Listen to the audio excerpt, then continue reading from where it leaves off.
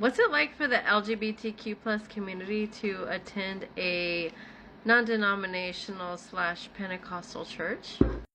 Well, I can tell you what it was like for me. After hiding out in the closet for a couple of years in the church, my true identity started to come out. I'm Shannon, and this is part 70 of Was I in a Cult? I said part 70, 70, not part 17, in case you didn't hear that right. Which means I have 70 videos talking about my journey through the Christian church as an LGBTQ individual. So I was in the church for 2 years, and then I left for about a year, and then I decided to return to the church. And as I mentioned in my last video, I entered something called conversion therapy, which was the worst decision ever in life, basically. It did nothing but take me further and further away from the truth of who I was.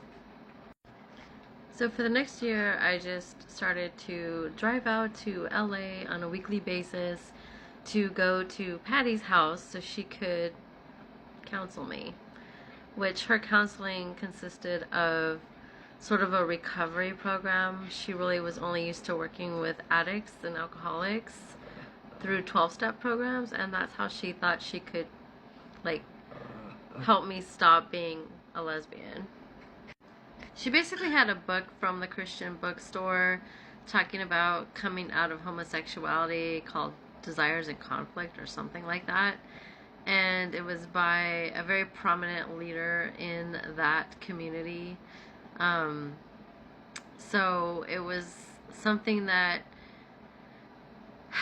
was crazy. I mean, they started to have a lot of conferences, and I remember going to one of their conferences locally one year, and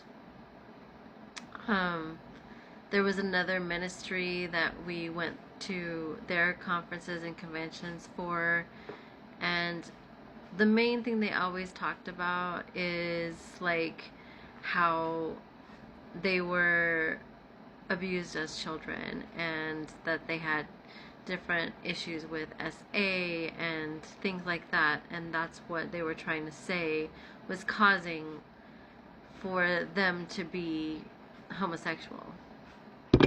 And I remember feeling like this was my salvation. This was how I was going to change my life, and how I was going to stop being a lesbian, and how I was going to somehow become straight, and somehow I was going to want to start praying for a man of God, when before I was just I was literally ready to be I am willing to be celibate for the rest of my life, since I know that the only option is to marry a man, which was something I could never see myself ever doing. So I was trying to convince myself, and that I could just be celibate the rest of my life, and that was what I have to do from that point forward, because there was no option to be with a woman or marry a woman in the church that I was attending.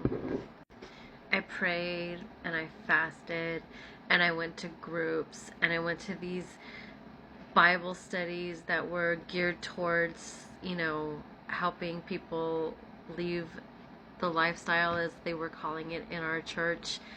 And I even participated in those groups. I even became a leader in a group of coming out of homosexuality. And I remember giving my own Bible studies and taking everything that I learned from those conferences that I was going to, and talking about those, and then talking about my experiences and how I was coming out of it, and trying to help others now come out of it. And it became a whole thing where that became my life, basically. Yet none of my desires changed. I still felt the same. I still had zero desire to marry a man. I had zero desire to pray for a man of God. I felt like I was pretending to be something that I was not. I was still finding myself attracted to women, and that was not changing. I was fully devoted. I was like completely surrendered to God. I basically ate, breathed, slept. Everything was about God in my life. And I still didn't change. I remember one time I had a new friend that I was hanging out with at church, and we were going to the church, and I think we were going to youth on a Wednesday or something like that. And my friend saw this person, and she was like, "Oh my gosh, I think that's Rita." And I'm like, I looked to see who she was talking about, and I saw this woman that I was like instantly attracted to, basically. And I said to my friend Yoli, "Who is that?" And I was like, "Let's go say hi."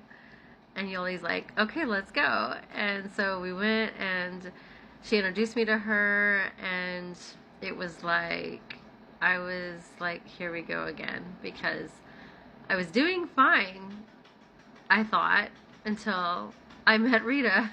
And then I was like in denial. I was like, no, I'm not like that. It's like, no, I just feel like I want to be her friend because I feel like, you know, she gets me, like she'll understand me, like, and she seemed to be so into God, just like I was, to the point of where she was going to a school, a class inside of the church. So, because she was going to this Bible school that we hosted at our church, I thought that, like, she must be really doing well in overcoming this lifestyle that we're all trying to overcome, you know? And so I thought I wanted to get close to her because I thought maybe she could help me, and that I just didn't feel like alone anymore. But I didn't, there's like a piece of me that was like, I'm very attracted to her and I really want to know more about her, but I was like, I'm not gonna go there, obviously. Like, I'm not gonna try to pick up on her or anything like that.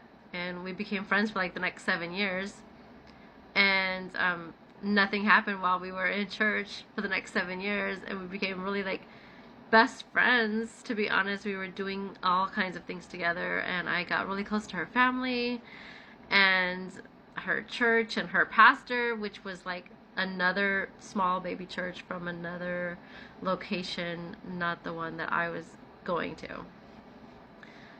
But like I said, that was the beginning of like the next 7 years of friendship that I had with this person, who I ended up being with after we both left church 7 or 8 years later. But that's another story for another time, because I don't want to get ahead of myself. But I remember being so bold about this. Like, after she introduced me to Rita, like, I remember seeing her like the following week, and I was like, that whole week I had thought in my mind, like, how was I going to get to know Rita? Like, I was kind of like making this plan in my mind of how we could become friends. And you know, because I really just wanted to get to know her, right? And so I remember she came to the next class that she had at our Bible school on campus where we went to church. And she was in class and she was praying, and I was like, you know what, I want to talk to her. So I don't know how I'm going to talk to her, build a friendship with her, if I don't have more time to get to know her.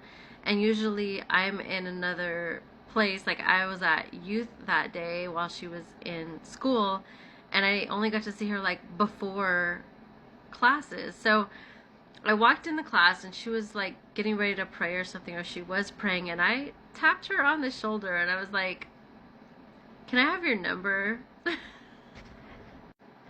I was like, I really think that we should get to know each other. And she gave me her number, and that's what started our friendship. We both bonded over trying to come out of our own identity.